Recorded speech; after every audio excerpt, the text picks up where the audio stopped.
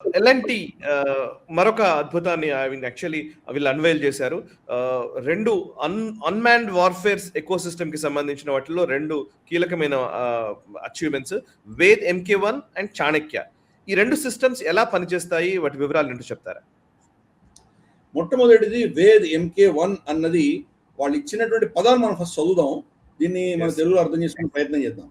High altitude runway independent remotely piloted aircraft system, ఇది దాని పేరు. సో ఒకటి హై ఆల్టిట్యూడ్. హై ఆల్టిట్యూడ్ అంటే చాలా ఎత్తున ఎగిరేటువంటిది, అంటే 30-40 వేల అడుగుల ఎత్తులో ఎగరగలిగినటువంటిది హై ఆల్టిట్యూడ్. రన్వే ఇండిపెండెంట్ అంటే ఇది మా టేక్ ఆఫ్ అవ్వడానికి దానికి పెద్ద రన్వే అక్కర్లేదు. అంటే మనం మామూలుగా ఏదో రోడ్ల మీదనో లేకపోతే మనకు పొలాల్లోనో ఎక్కడో మనకు అడ్వాన్స్ ల్యాండింగ్ గ్రౌండ్లోనో అంటే కొంత పర్ఫెక్ట్గా రన్వే లేనటువంటి ప్రాంతంలో కూడా ఇది టేక్ ఆఫ్ అవ్వగలదు. Runway independent.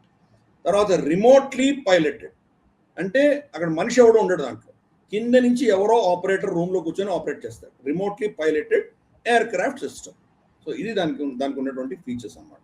ఎవరో ఎక్కడో కూర్చొని దాన్ని ఆపరేట్ చేస్తారు. అంటే మనం ఫార్వర్డ్ బేసిస్లో దాన్ని ఎక్కడో మనం ఉంచుతాం. మనం అది చెట్ల కిందనో లేదా టెంట్ల కిందనో దాన్ని క్యామఫ్లాజ్లోనో ఉంచుతాం. దాన్ని ఆర్డర్ ఇవ్వగానే ఇక్కడ నుంచి వాళ్ళు ఎక్కడో రిమోట్గా ఆపరేట్ చేస్తే బహుశా మనకు భోపాల్లోనో ఇందోర్లోనో ఎక్కడ ఉంటారో మనకు తెలియదు. వాళ్ళు ఎక్కడి నుంచో ఆపరేట్ చేశారంటే కానీ అది టేక్ ఆఫ్ అవుతుంది. టేక్ ఆఫ్ వెళ్ళి వాళ్ళకి ఇచ్చిన మిషన్స్ సాధించి వస్తుంది. ఆఫ్ కోర్స్ ప్రతి ప్లాట్ఫామ్ని కూడా మనం కామికాజీ డ్రోన్గా వాడచ్చు. వెళ్ళి క్రాష్ అయ్యి షూట్ చేయొచ్చు, లేదా రికగ్నైజెన్స్ అక్కడ పోయి ఆకాశంలో తిరిగి ఫోటోలు వీడియోలు లైవ్ ఫీడ్ ఇవ్వచ్చు, లేదా అక్కడి నుంచి మ్యూనిషన్ డెలివరీ చేసి రావచ్చు, చాలా చేయొచ్చు. అలాగే మనకు ఫర్ ఇన్స్టెన్స్ ఎయిర్ క్రాఫ్ట్ మన సుకోయ్ కానీ రఫాల్ కానీ వెళ్ళాలంటే అంతకంటే ముందు ఇటువంటి ప్లాట్ఫామ్స్ వేదా లాంటి ప్లాట్ఫామ్స్ పెడతాయి. అవి వెళ్ళి చూసి వస్తాయి. ఇవి వచ్చాయంటే కనుక వాళ్ళు యాంటీ ఎయిర్ క్రాఫ్ట్ మిసైల్తో షూట్ చేశారంటే మనిషి ఉండడు కాబట్టి ఇది డ్యామేజ్ అయినా మనకేం ఇబ్బంది లేదు కాబట్టి దాని ముందర పంపిస్తారు. వెనక నుంచి ఎయిర్ క్రాఫ్ట్ వస్తూ ఉంటుంది. మ్యాన్డ్ అన్మ్యాన్డ్ టీమింగ్ చేయొచ్చు. చాలా ఎన్నో దీనివల్ల మనకు లాభాలు ఉంటాయి. కాబట్టి అటువంటి ప్లాట్ఫామ్ని ఎల్ఎన్‌టి ఆవిష్కరించింది. ఇది వేద్ ఎంకే-1 అన్నటువంటి ప్లాట్ఫామ్. తర్వాత చాణక్య అని ఒక ప్లాట్ఫామ్ వీళ్ళు తయారు చేశారు. ఇది మనకు ఇప్పుడు మోడర్న్ వార్ఫేర్లో ఉన్నటువంటి పెద్ద సమస్య మనకి ఏంటంటే స్వామ్ డ్రోన్స్ అంటారు. స్వామ్ డ్రోన్స్ అంటే కొన్ని వందల డ్రోన్స్ వస్తాయి.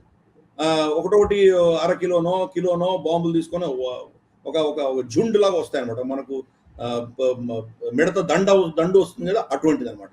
కొన్ని వందలు వస్తాయి. దాన్ని ఎలా మనం టేక్ డౌన్ చేయాలి? కింద కూర్చొని మీరు ఏదో సెంట్రలైజ్గా ఆర్డర్ ఇచ్చుకుంటూ ఉంటే కనుక అది అయ్యే పని కాదు. డీసెంట్రలైజ్డ్గా ఈ ప్లాట్ఫామ్ ఏదైతే ఉందో ఎల్ఎన్‌టి వాళ్ళు తయారు చేసిన చాణక్య అన్న ప్లాట్ఫామ్ అదే నిర్ణయించుకుంటుంది దేన్ని షూట్ చేయాలి, ఎలా చేయాలి. అలాగే చుట్టుపక్కల ఉన్నటువంటి చాణక్య 2-3 ఉండొచ్చు, లేదా ఇతరత్ర ప్లాట్ఫామ్స్ ఉండొచ్చు, మన డ్రోన్స్ ఉండొచ్చు. వీటితోటి ఎలా అనుసంధానం చేసుకొని ఈ స్వామ్ డ్రోన్స్ని ఎలా షూట్ డౌన్ చేయాలి, ఎలా దాన్ని నిర్వీర్యం చేయాలి, ఎలక్ట్రానిక్ వార్ఫేర్ సూట్ తోటి దాన్ని కమ్యూనికేషన్ కట్ చేయాలా, హార్డ్ కిల్తో దాన్ని షూట్ చేయాలా, ఏం చేయాలి, ఈ నిర్ణయాలన్నీ డీసెంట్రలైజ్డ్ కింద నుంచి కమాండ్ లేకుండానే అవే నిర్ణయించుకొని యాక్షన్ చేయగలిగినటువంటి ప్లాట్ఫామ్ చాణక్య అని పేరు పెట్టారు. సో ఈ 2 ప్లాట్ఫామ్స్ కూడాను మోస్ట్ మోడర్న్ వార్ఫేర్కి సంబంధించినటువంటి ప్లాట్ఫామ్స్ ఇవి. ఎల్ఎన్‌టి అంత పెద్ద సంస్థ, ఆబ్వియస్లీ వాళ్ళు తలుచుకుంటే ఏమైనా సృష్టించగలరు, ఏమైనా చేయగలరు. ఈరోజు మన దేశంలో మనం ఈకో సిస్టమ్ చూస్తున్నాం. అదానీ డిఫెన్స్ కావచ్చు, మనకు అంబానీ ఆఫ్ కోర్స్ అది డసాల్ట్ తోటి వాళ్ళకు ఉన్నటువంటి కనెక్షన్స్ కావచ్చు, లేదా మనకు టాటాస్ కావచ్చు, మహీంద్రాస్ కావచ్చు, ఎల్ఎన్‌టి కావచ్చు, పెద్ద మన కాంగ్లమరేట్స్ ఏవైతే ఉన్నాయో మామూలుగా సివిలియన్ ఫీల్డ్స్లో ఉన్నటువంటి వాడు ఈరోజు డిఫెన్స్ రంగంలో కూడా వాళ్ళు అద్భుతాలు సృష్టిస్తున్నారు.